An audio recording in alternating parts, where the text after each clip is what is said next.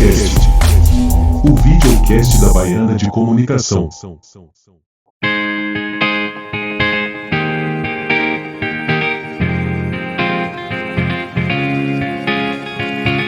Escola Baiana de Comunicação, única, diferenciada, 100% comunicação.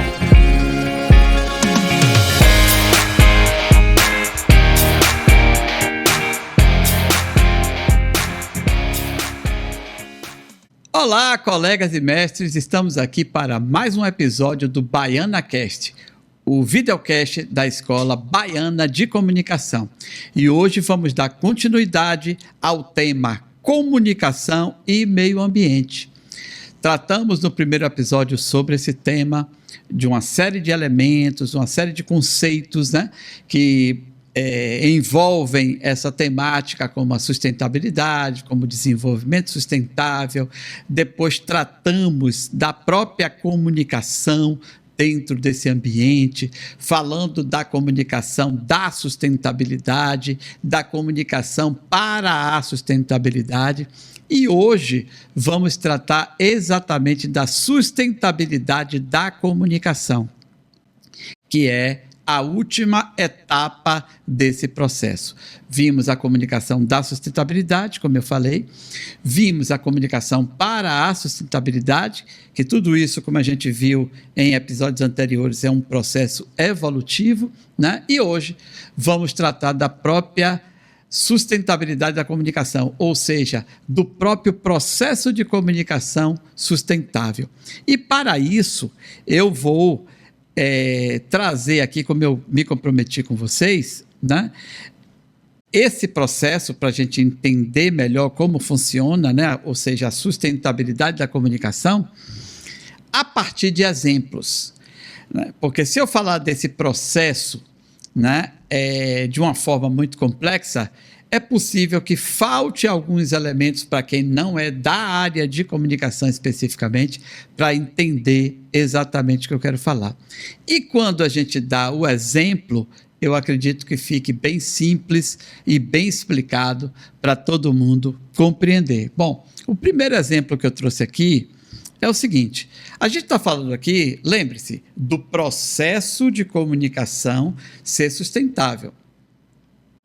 Só relembrando um pouquinho antes de entrar aqui.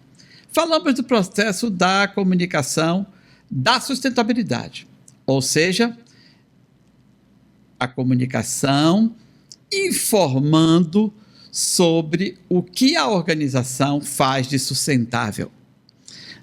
Depois falamos de comunicação para A, que seria aquele processo evolutivo.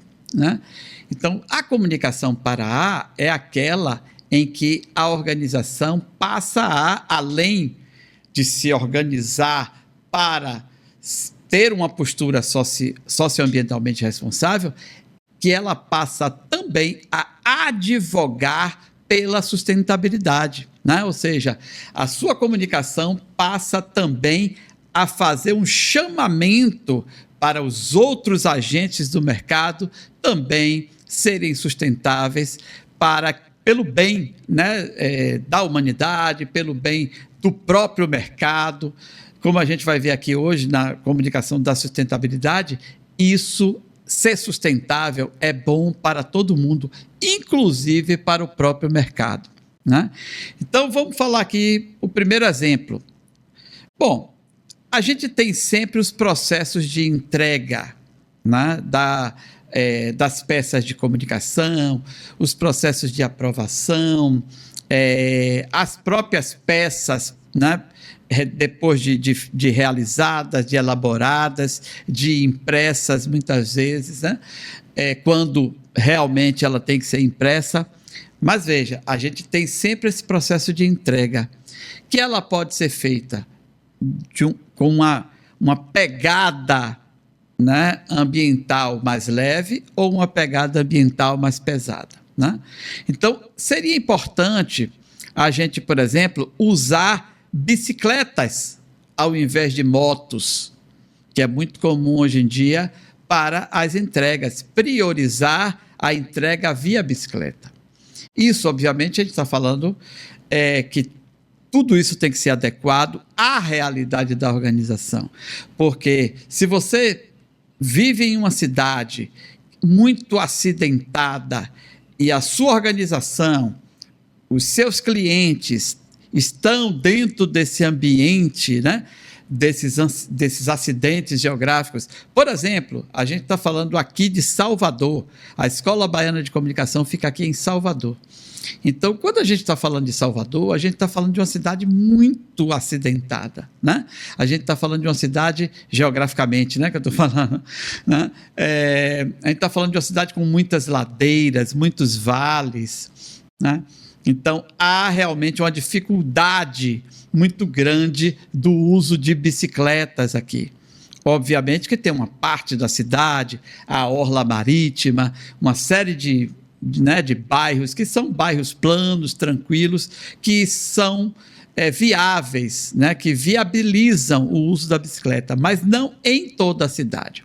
Então, isso também tem que ser analisado do ponto de vista local, né, porque a gente sempre fala do ponto de vista global, mas é preciso que a gente entenda que a visão tem que ser global, mas a aplicação tem que ser local, né? Inclusive, existe um conceito, né, que alguns autores desenvolveram, que falam do glocal, né? Ou seja, a visão global e a aplicação local. Mas, enfim, se a gente tem possibilidade de usar a bicicleta para entrega, a gente não vai usar moto ou muito menos carros ou algo dessa natureza. Obviamente, se não for possível, por exemplo, estou falando aqui em um ambiente em que certamente pessoas de muitas cidades do país e até de outras cidades do mundo entendam como inviáveis essa entrega. Por exemplo, uma cidade muito grande, territorialmente falando, como, por exemplo, a cidade de São Paulo, né? Provavelmente seja complicado fazer uma entrega que vá cortar a cidade de uma ponta a outra. A gente está falando de um espaço muito grande, né? Que provavelmente a bicicleta levaria horas para fazer essa entrega. Então, a gente precisa também levar em conta essa situação. Mas, se não for possível fazer essa entrega via bicicleta, é importante que a gente pense, então, em roteiros que sejam mais inteligentes para viabilizar a entrega. Ao invés de a gente entregar uma coisa agora às 8, entregar outra às 10, outra às 2 da tarde, que tal a gente juntar todas essas entregas e roteirizar um processo para que esse motociclista ou esse motorista leve esse material de uma forma inteligente, em que a gente possa ter uma pegada menor ambiental, né? E que a gente possa emitir menos carbono. É interessante entender que com isso também a gente vai estar economizando dinheiro, né, com essas entregas, porque se a gente faz um roteiro inteligente, a gente também economiza. Então, acho que um exemplo bem simples, né? Um segundo exemplo que eu trouxe aqui é sobre a questão das reuniões que são feitas fora da empresa. É muito comum a gente marcar uma reunião com um cliente em um dia, com outro cliente em outro dia diferente e etc, né? Isso é muito normal. Quando isso não tiver jeito, claro, a gente não vai deixar de atender o cliente por causa disso. Mas é importante que essas reuniões também, a marcação dessas reuniões seja inteligente. Quando for uma reunião presencial fora da empresa, a gente pode fazer isso de uma forma muito mais inteligente. A gente pode marcar também com base em roteiros, né?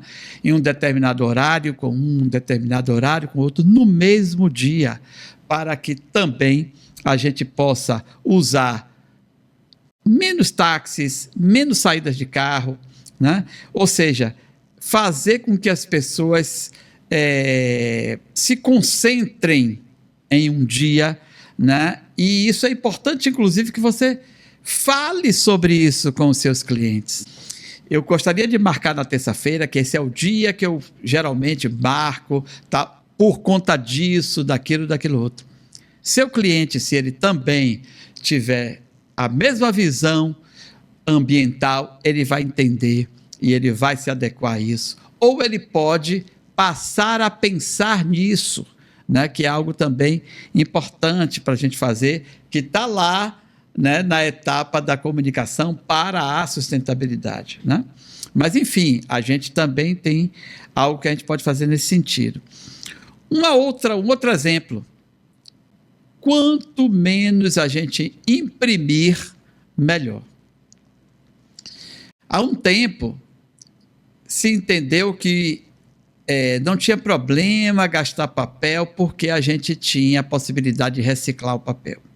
Só que a reciclagem do papel também traz um prejuízo ambiental enorme por conta de toda a produção de reciclagem, que é uma produção química, que tem dejetos, que tem uma série de situações que realmente o mínimo que a gente puder reciclar papel, melhor.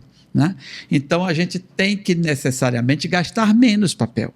Então, a ideia é, vamos imprimir cada vez menos. Né? Use a web para tudo, use os aplicativos de entrega de documentos, de entrega de arquivos. Isso é algo que a gente pode fazer hoje cada vez mais e com mais qualidade. Né?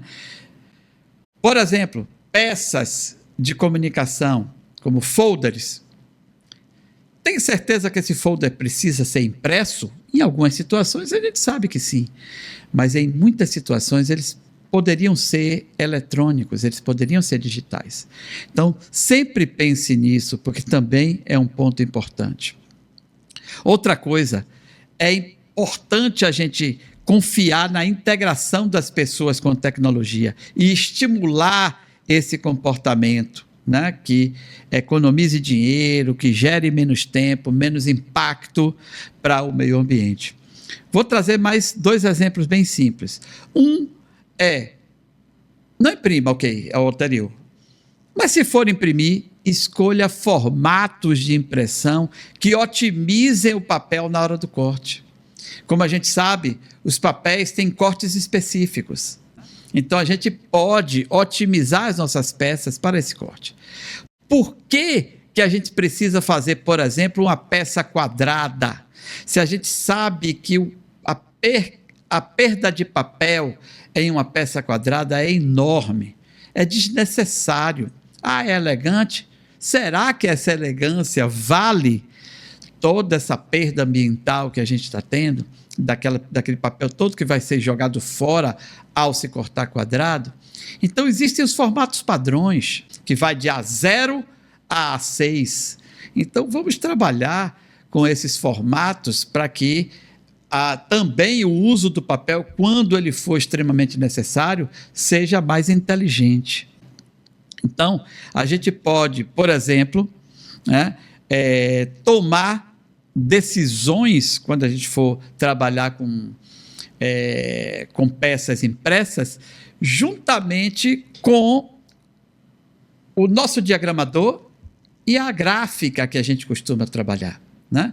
Se o diagramador e a gráfica dizem, olha, eu tenho essa peça aqui, o diagramador passa a peça, e a pessoa responsável pela gráfica diz, olha, se você fizer tal corte assim, a gente vai economizar e a gente vai conseguir, inclusive, um preço melhor. Não é só, né, o prejuízo ambiental, mas é o preço também. É inteligente pensar isso, né? Porque a sustentabilidade da comunicação é algo também que passa pelos valores, né? Pela parte financeira. Então, é algo que vale a pena sempre a gente pensar.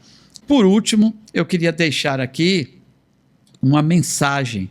A gente precisa pensar que essas estratégias de comunicação, essas táticas de comunicação, a execução dessas estratégias precisa passar por processos responsáveis. Precisam ser verdadeiros, precisam ser éticos e, principalmente, dentro desse ambiente que a gente está falando, precisa ter a menor pegada ecológica possível. Então, esse episódio vai ficar por aqui e eu queria convidá-los para que na próxima segunda-feira, às 18 horas, estejam aqui comigo na TV Quirimurê para mais um episódio do BaianaCast, o videocast da Escola Baiana de Comunicação. Lembrando sempre que a gente pode assistir todos os episódios que passam aqui na TV Quirimurê, também no canal do YouTube da Escola Baiana de Comunicação. Então vai lá, deixa o seu comentário, deixa as suas sugestões, as suas críticas e na próxima semana estamos juntos. Espero você, conto com sua audiência. Grande abraço. BaianaCast, o videocast da Baiana de Comunicação. Escola Baiana de Comunicação, única, diferenciada, 100% comunicação.